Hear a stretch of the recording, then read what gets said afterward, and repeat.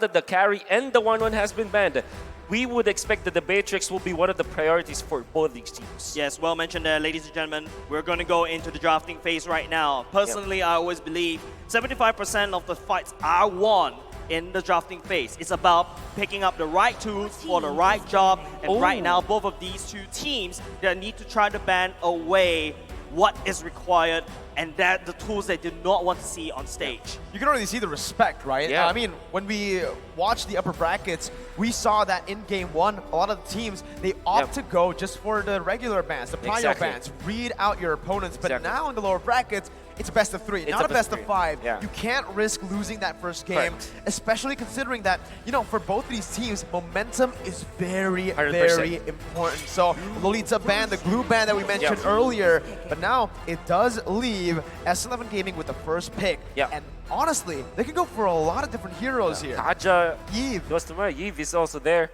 Knowing S11 though, they have now picked Kaja, but they did pick up Fredrin as well as the... Not actually, they didn't pick Eve. They only picked Eve 1, so this might be not the priority. Yeah, you're mentioning it the first pick, a Benedetta, but once again, the best part about a first pick, you can pick a Kaja, you can go for the Fredrin, you want to surprise your opponent with these flex picks. However, a Benedetta, technically a flex, could mostly go into the XP lane. In some rare cases, in certain parts of the meta, you can bring it to the jungle.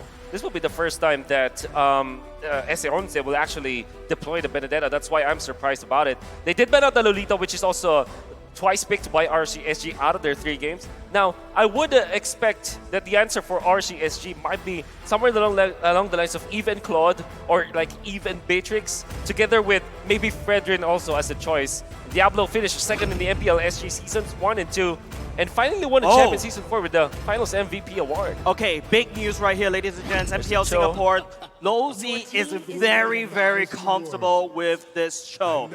I would argue it is one of his signature picks back at home. But apart from that, the Martyrs is also picked up by the side of RSG, something that Bray has used in other world stages. However, is that what I heard, Wolf? Oh man, we didn't see the Yves along the group stages, but now, like we mentioned, right, maybe S11, after losing the 2 games, or just the first game against the Valley, they started to just hide their strategies. Now that's finally coming out again in the lower brackets. We didn't get to see the Yves. For the mid lane, it does feel like they have gone for more of these aggressive kind of mid laners, like the Kadira. But now, with Yves in their hands, they're going to be able to control that mid lane really well, put some pressure down, and the poking and utility coming in from this pick is going to be massive, especially up against the Cho and the Martis that we mentioned earlier. That is going to be quite a threat, right?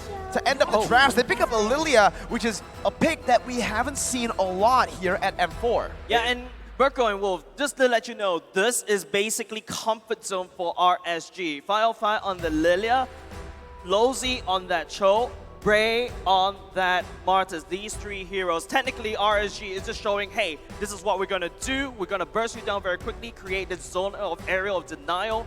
And then, you know, the Martyrs could come in, use the fact that I'm immune to all the CCs. I'm going to try to take away these neutral objectives. On the other hand, S11 Gaming, I feel like their team, Wolf, correct me if I'm wrong, it feels like it's very team fight based. Yeah, they definitely want a team fight as well as punish whoever is in front. Which, if you think about it, looking at the composition of S11, they want to utilize this Grok in the front lines, and then they kind of connected together, so they want to combo their World Charge into the real-world manipulation, and this makes the Lilia pick so much more stronger. Also, they want to have a lot of laning presence. Lilia is one of the best laning mages out there. Martis is going to be one of the, I would say, faster junglers, if you think about it. And of course, the Cho can make the early plays, which kind of tells me that RSG, just like how they faced Occupy Thrones, they want to finish this fast. Yes, they want to finish this fast. Most of these heroes that they pick currently, Power Spike at level 4. Well, technically, except for Lilia, Power Spike at level 1, because you can just shove your lane and then provide support from the rest of the sides. Apart from that, I'm looking at a lot of marksman bans. Take a look. RSG has already taken away my favorite Leslie, and S11 bans away the clock. Another thing I played. Oh man, and on top of that, you already have the 1-1 that was banned earlier and the that's carry. your favorite. Right? My favorite too coming out. So there's already 4 marksman bans in total here by both of the teams. RSG banning 2, S11 banning 2. This leaves open just a few other marksmen that's been really showing up in M4. Yep. You know, this is weird. Harith. It's non-marksmen that are actually now up for grabs That's for both right. S11 and RSG. But Yeah. from S11, it does feel like they have a little bit more to play with. Yeah. Meanwhile, Baby Cakes, I think if S11 goes for the Beatrix ban, we're going to really see Baby Cakes struggle in the gold lane. He banned out the Irithel, a pick that I was about to save for Kai that has worked for him. Well, it will definitely work for S11, but at the same time, RSG wants to take that as well. I'm really curious on what they will choose now. Maybe they will go back to the Harith, but that means that they will have an overload when it comes to the magic damage and maybe some true damage, but they will lack in physical. I'm sure that the Martes will not build up damage, want to build up sustain, so that might be a problem now for RSG Singapore. That's why I really find this very confusing and why they opted to go for the ban on the Irithel. Maybe they are interested in taking the Beatrix instead. Maybe they might just want to actually, like, for S11, looking at that, it's time to ban the Beatrix, right? You know exactly what RSG are going for. Yeah, but I mean, if you are RSG, during the group stages, Baby Cakes has pulled out a lot of Beatrixes. Baby Cakes, his prime, trademark is that he likes to go towards these late game marksmen, right? He likes to play safe. Well, technically, a Beatrix could play it safe with the Renner shots, but I feel like Beatrix is not really his comfort. He's better at, the 1-1 when he was superior in the MPL SG stage, but now it is the bans going in to be locked in by the side of S11. It is going to be banning out the Lapu Lapu. I think at this time, right, at this point, if you're RSG, you really need to get that gold laner onto your hands. Yes. Because it's going to be really risky to let this go, considering that, again, yes, Baby Cakes likes to carry into that late stage. They go for the Beatrix here, and it just, it has to be, right? With all these gold lane bans, it's just very, very evident that they need to pick this up. But now for S11, looking at their bans, it does feel like they want to play into this. They wanted Baby Cakes to pick up that Beatrix. Why? That's the main question I have in my head right now. Maybe they want to go for the Yuzhong, but they already have the Benedetta. They need to find someone that can dive through the Beatrix as well as output the damage to kind of burst down this Lilia, because you don't want this Lilia to have a chance to reset the stacks and reset his charges of the glooms, right? So you wanna find an XP laner or maybe a jungler that can burst together with the marksman, maybe a Clint or a Harith. That's the only 2 heroes that I can think about. Maybe Brody if you're thinking about burst. Oh, well, they go for a Not only Granger. does that, Merkel and Wolf will be seeing another Granger match. I believe he's only picked once, and I think it's also by S11. Falcon. A Falcon, It right? was Falcon. Taking a leave from another team. They are adapting, and this is exactly what we want to see on a world stage. I love it. Love it, but then again, it exposes like the Yuzhong pick, for example, for RSG Singapore, because now you have a anti-marksman composition. You have burst with the Lilia, burst with the Beatrix. I think it's telegraphed. The way that this happened for the side of S11, they banned out Lapu Lapu. Surely that's a anti-marksman, anti-Eve, but that left open the Yuzhong, and they kind of exposed their draft. The way that I see this is they picked up the Brody and the Granger because we were looking for burst, right? You want to take down the Lilia as soon as possible, and that fits the bill. However, that opened their draft to a Yuzhong answer, which is now all of a sudden a very valuable pick. That back line is going to be very, very vulnerable to the engage from, like you mentioned, the Yuzhong, but on top of that, the Cho, and even to a certain extent, the Martis and Lilia. Remember, this is such a dynamic draft from RSG that can dive to the back line, but can also play it front to back.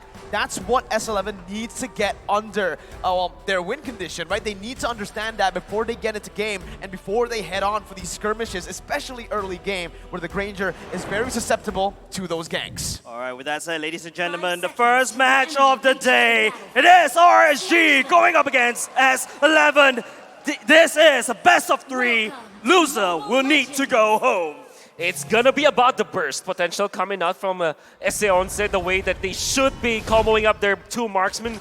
But for the side of RSG Singapore, if they play this correctly, if they play team fight, play objectively, it will be an easier game for them, at least in execution. But of course, execution is different, You can already see early on how they've opted to actually play out the lanes here is with a leash, right? The Brody helping out the Granger, and also on top of that, Erwin was actually able to just buy some time in the gold lane by putting the wall down, but it does seem like right now it is RSG who are pushing the pace. With 505 and Bray already in enemy jungle, this is what you need to do up against something like a Granger. Yeah, Lozi really need to use the fact that the Cho could be very annoying against the enemy jungle, but Erwin on the other hand, as that Grok could be annoying as well. The first skill does a lot of damage, so it's up to RSG to make sure that Bray gets to level 4 untouched. Once he unlocks the decimation, start going for this early, turtle objective. We saw in the team head-to-head earlier, right, Wolf?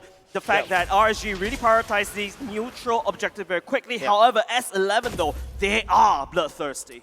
I'm gonna be feeling it for RSG Singapore. They to make Lilia reach level 4 as soon as possible, the first turtle fight, which kind of tells me that S11 might consider getting Erwin to his ultimate fast. So maybe they put him in the mid lane and then put the Eve in the top lane so that they will have 2 ultimates available, the real world manipulation as well as the wild charge. That is their key if they do want to contest the first turtle. Yeah, but Wolf, I feel like right now, if you notice the rotation of S11, Kai is trying to walk towards the turtle. Baby Cakes, on the other hand, being the late game marksman, would love to stay in lane. But now RSG, S11, they're actually gearing up for the fight right here. Look at that, Bray's already on that turtle for now. Jotun finally getting that level 4, has the ultimate, but Bray and Lolzy are controlling it.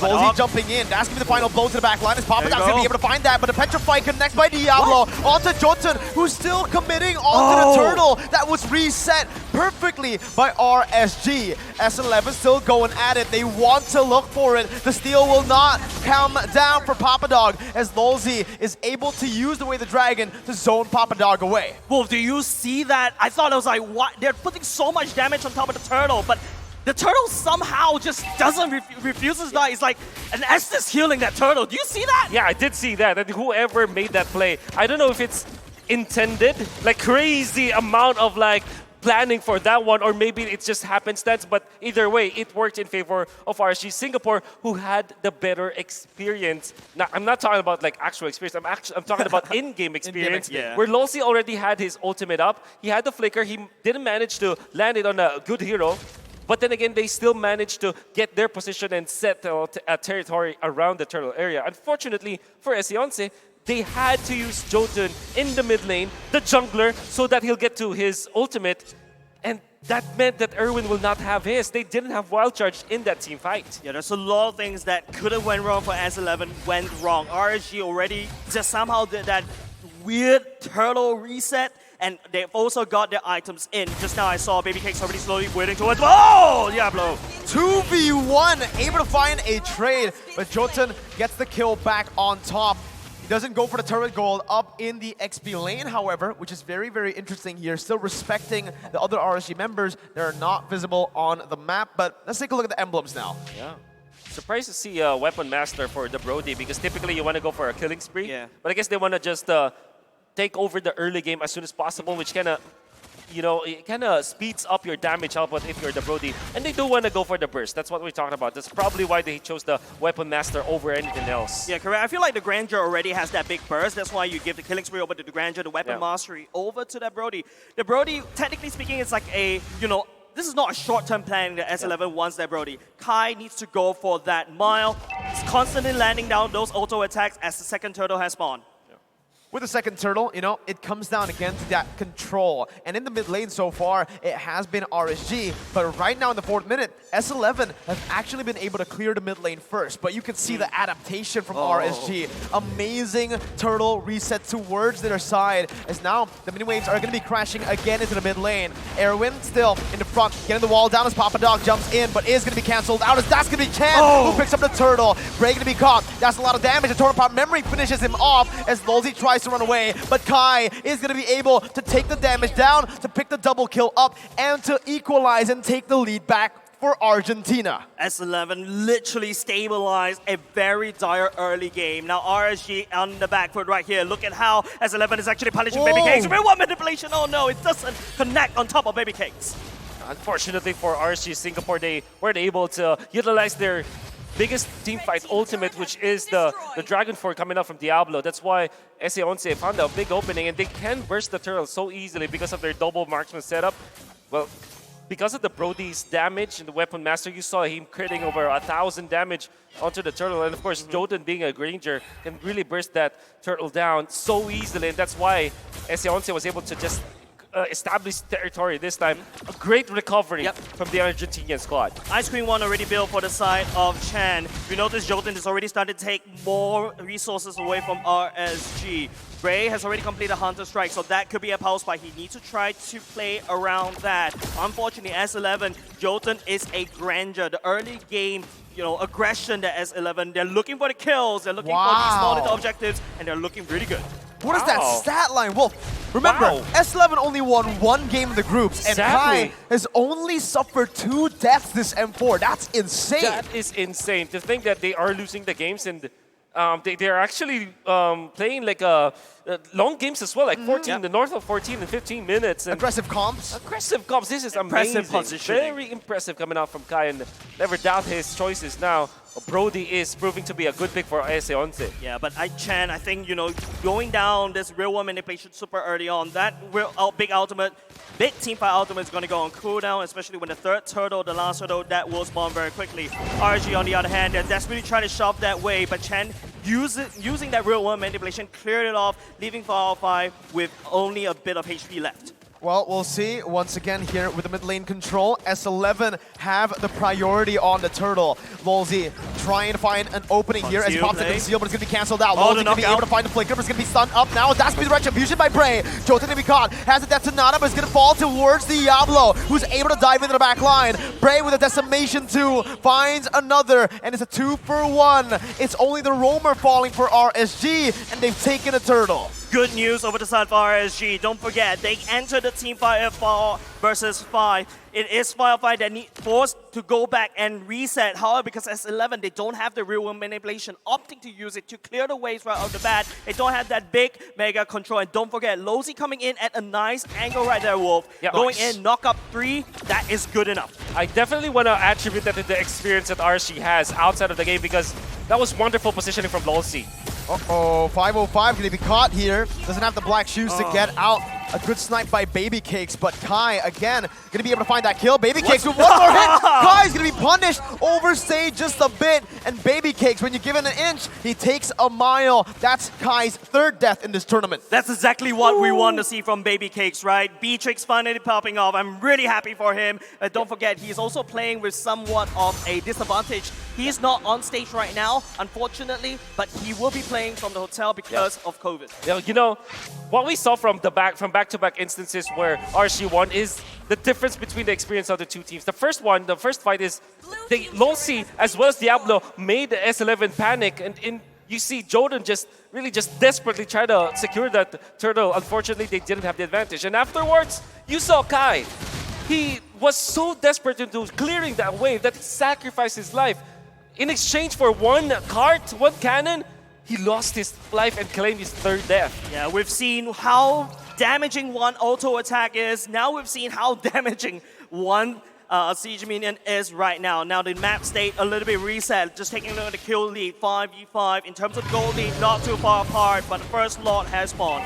I think for me, S11, right? The main mistake that they've been doing right now is they're not utilizing the early lead that Kai has. Baby Cakes has equalized and at this point is actually ahead of Kai. That's going to be Lolzy who finds the way the dragon with the GQ no flicker. Everyone's going to fall. The Torn Part memory is going to be able to punish one member down. Diablo's going to dash. He gets the petrify onto 2 members. Zones the back line. Meanwhile, Kai and Papa Dog able to find a double kill. Jotun still trying to find Diablo right now as the other members comes in as well. Diablo going to fall. It's a 3-for-2 for the Argentinians, and just like you mentioned, Jace, the Lord is up.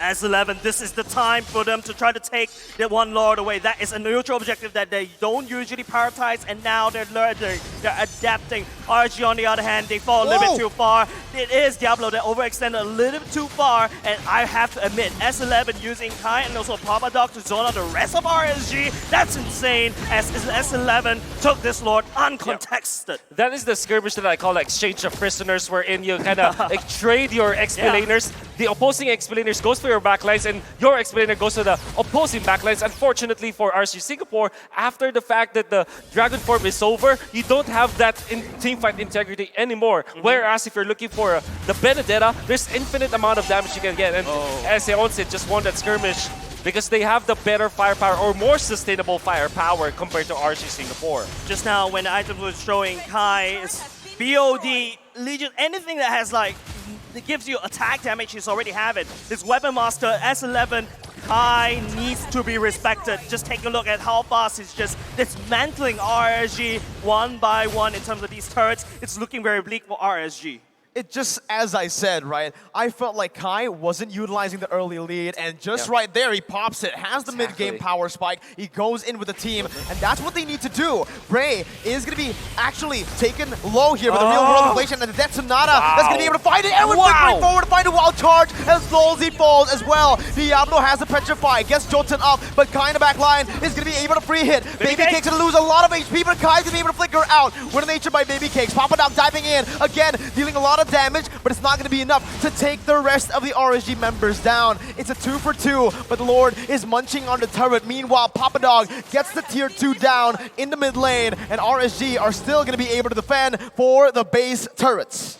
Wonderful defense coming from RSG Singapore if you think about it. However, S11 just found the opening. I think this is because of Papa Dog's initiation from the backlines. And this is not the first time that Papa Dog has impressed us. Even Mirko casted them outside of M4, and he's already making wonders. I think he learned a lot from that tournament, and now he's flexing it all over RSG Singapore. Yeah, Brute Force breastplate already being built by the side of the Jotun. That's why Diablo is unable to find the target to burst him down quickly before he could do any collateral damage. The fact that, you know, Chan land down the real world manipulation catching 2, that's technically a big stun. Allows Jotun just land down the Death Sonata, but however the kick, wrong side. Lolzy will be able to shove Papa Dog away, but wait, Erwin's in the back line. It's a misplay here by both Lolzy and Erwin, but it's Erwin who gets punished down.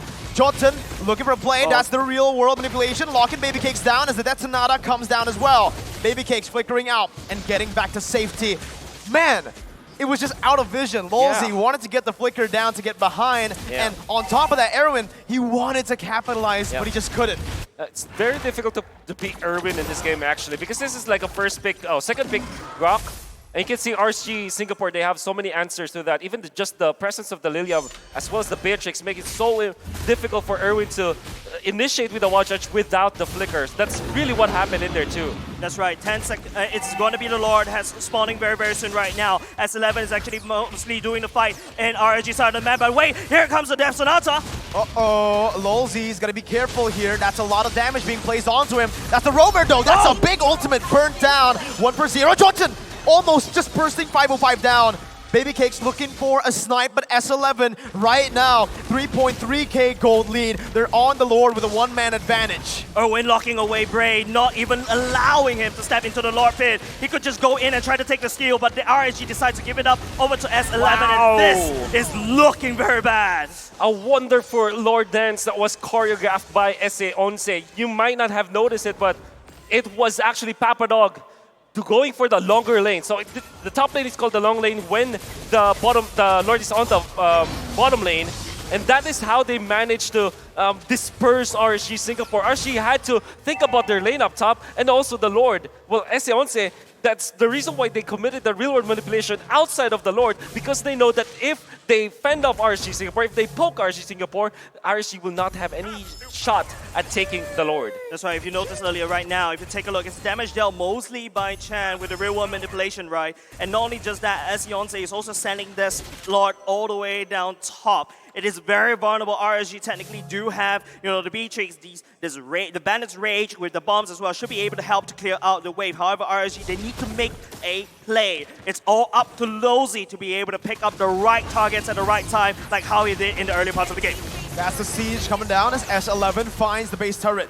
Bray gonna be zoned away. Lolzy trying his best to look for that Jikundo, but it's gonna be punished in the end. That's a flicker forward. Kai almost finding the kill out to Bray, who's still gonna be able to get out. Kai dealing a whole lot of damage to 505. His Baby Cakes here is not gonna be able to defend the mid lane turret. Erwin flickers forward, finds the wild charge, and that's the Petrify to follow through. But in the back line as well, RSG are going to be able to find the two marksmen from S11. Erwin going to fall to the decimation as that's going to be Bray picking up a triple kill. They're looking for the Maniac. Bray is walking them down. Papadog and Chan able to get out with the utilities. Lolzy jumps in, not able to find the Jikundo. Chan still just kiting back, dealing damage. Lolzy forced to back away. RSG have won, but they lost 3 base turrets. It's a very expensive loss, Wolf. RSG, that was a good defense, but they need more. You saw how hard it is for Lolzy to just step forward, and you saw how confident Kai is on this Brody. I think this is like a hidden ace in the sleeve. Yeah. And Baby Cakes just survived long enough. After the initiation coming out from Erwin, there's some hesitation coming out from S11, but imagine if they chain together their Benedetta, Purify, and Electro Final Blow with the Wild Charge, and of course the Real World Manipulation, there will be no chance for Baby Cakes to survive. He did survive because of the Wind of Nature, and because of the fact that he got out of the Real World Manipulation, but it would have been the death of RSG Singapore had it not been that Baby Cakes was able to survive. And S11, surely they are executing properly, but they need to be more coordinated in those pushes. Still, RSG Singapore on the back foot. That's the Petrify, and that's Papadog getting out. That's the damage coming through from Kai. He's Oh going to my be able to goodness. actually dish him down.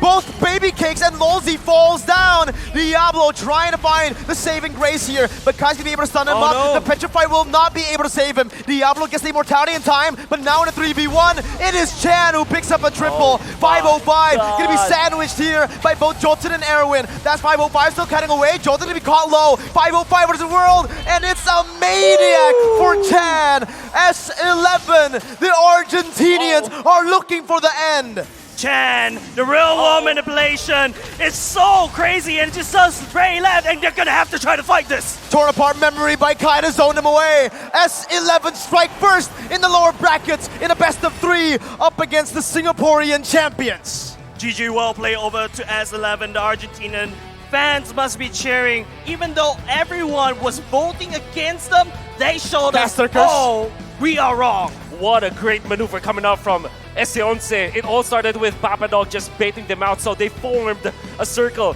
It's an outer circle versus inner circle thing, where the outer circle is S11. They invited the inner circle, which was RSG Singapore, inside their own territory, then took them out one by one. The phalanx of Argentina was so good, and the maneuver allowed them to take the full team wipe. S11, what they did in this game was just punish, right? They continuously just punished RSG SG right now. And as you can see, RSG SG, it feels like, we mentioned this in the draft, they had a more multi-dimensional draft, right? Where they could actually dive, they could front and back, and they could also just play it sieging down the turrets. But they did not do that. Instead, they just went for fights, and they followed Lolzy into a lot of these crazy engages that just did not work out for them. Yeah, I just feel like, S11, man, that was a really good game. Yeah. Beating down RSG Singapore, but of course, we gotta talk about M4 Battle Night that's going live this January 21st. Expect loads of events and rewards up for grabs in-game. So what do you have to do? First off, complete battle task in-game on January 21st to get a skin choice chest. You can choose the skin that you like from the chest, and the best part is there's a Stellaris Ghost skin. And aside from that, battle bonus awaits you on the same day. Play the matches and you'll get a team star protection for 3 matches, double star raising points, double the protection points, double the XP, and double the BP for 5 matches. And of course, we're not stopping here. Free access to every single heroes in the Land of Dawn, and loads of epic skins will be available on that very same day. So save that day, log in to the game on January 21st, enjoy the match with tons of rewards. Let's all celebrate and for a championship together, including with your friends. I just can't get over the fact that there was the chemistry coming out from S11 is really showing up this game. There were times that there was a little bit of a blunder. There were mistakes made for sure, but when they win the fights, they look really good. They look really good as well, but who else is looking very good as well? It is going to be our analyst, Dave, Leo, Gideon. Take us through the draft. Uno más, mi amigos. Uno más por S11.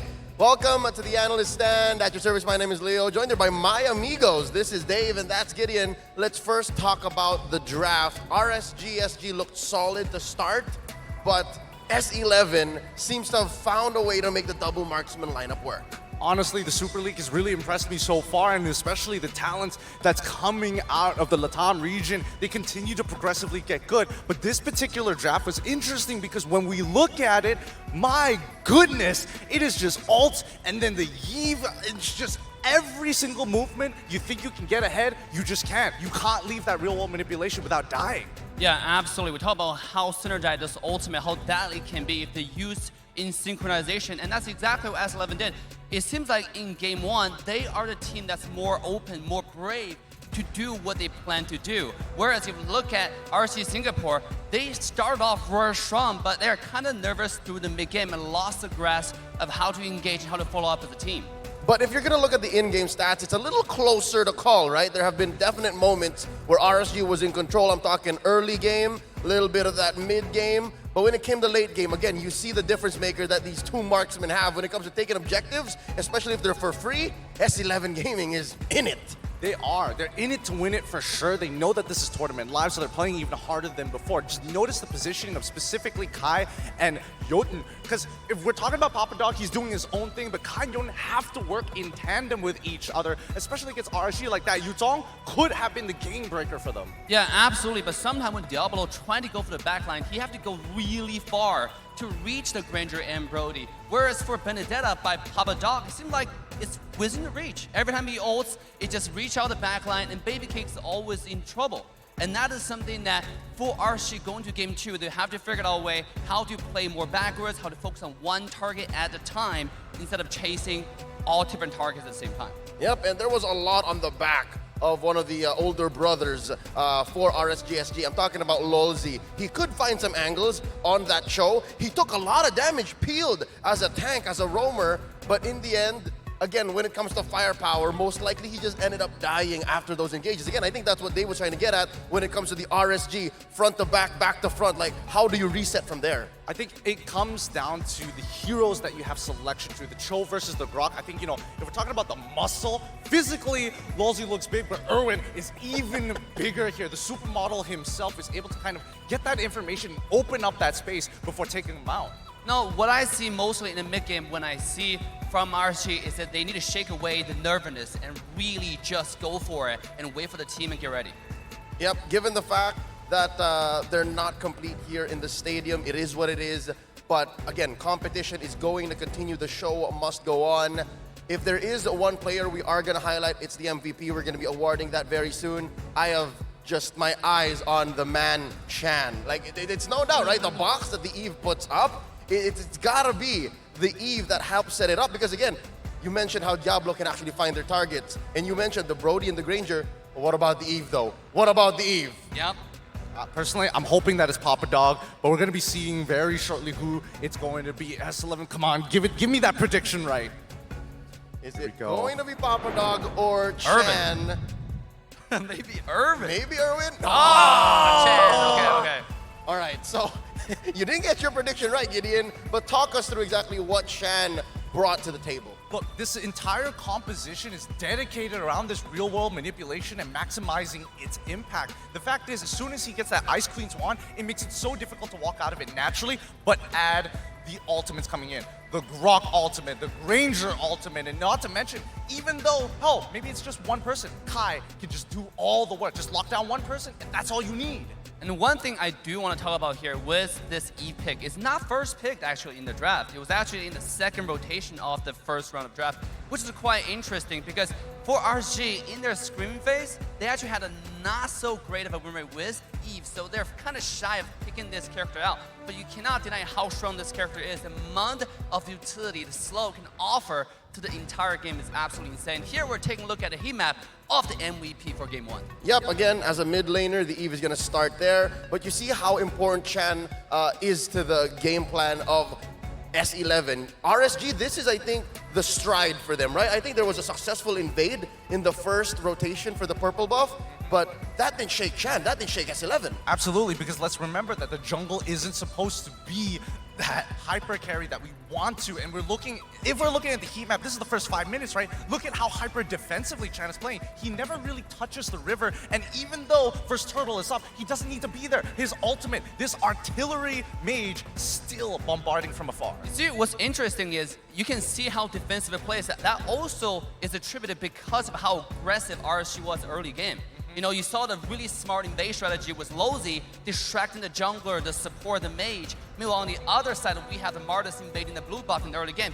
Unfortunately, they were not able to open up the lead. I really like the first turtle, how RSG really play really disciplined with Diablo, the mage, Lilia, to zone away the jungler, the Grandeur, but they're not able to carry through that advantage going further into the game. Coming down to game 2, it's all about confidence. That word for RSG, right? Can they really just stick to the discipline, stick to the principles, and really win the game? And that's something interesting to say because RSG, SG, the more, I'd say, veteran team here going into this matchup. And S11, yes, they are Latam Super League champions, but it's their first time on the world stage. So there has to be some nerves, but it might be that same nerves that just is like an animal put up against a corner. It fights for its life. Absolutely, and I think, you know, when we're talking about S11, right, and especially just how they are bred, the genes in them, some of them looking like absolute supermodels, like I got lost in Chan's eyes there for a moment, but hopefully it continues on. Let's go ahead and throw it back to our casters, Jays, Wolf, and Mirko. Throw us back into game number 2. Thank you very much, Dave, Leo, and Gideon. Wow, look at me in the eyes. Say that you love me. I guess that's what Chan basically mesmerizing